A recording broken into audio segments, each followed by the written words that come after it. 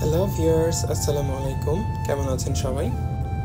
চীন দেশের ইউনান প্রদেশ থেকে স্বাগত জানাচ্ছি আরও নতুন একটি ভিডিওতে।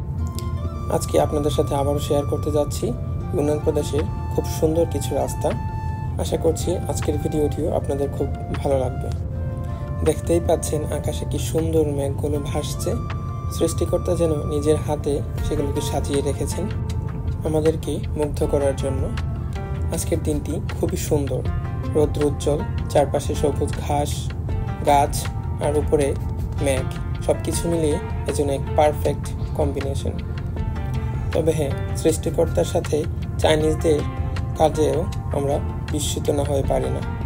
এই সুউচ্চ পাহাড় কেটে কেটে কত সুন্দর রাস্তাগুলো তারা তৈরি করেছে।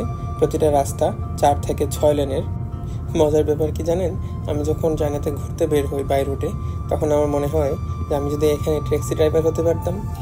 আবার যখন বুলেট ট্রেনে চড়ি, তখন মনে হয় আমি যদি বুলেট ট্রেনের ড্রাইভার হতে পারতাম।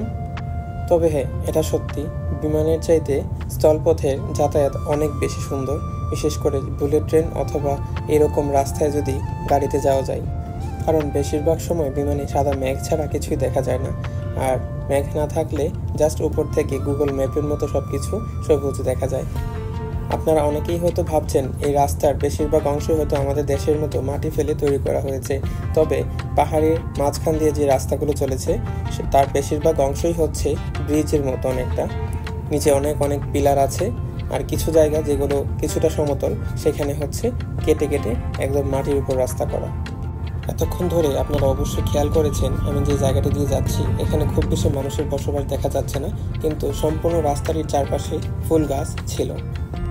কারণ আমরা আছি কুনমিং শহরে, যাকে বলা হয় ফ্লাওয়ার সিটি।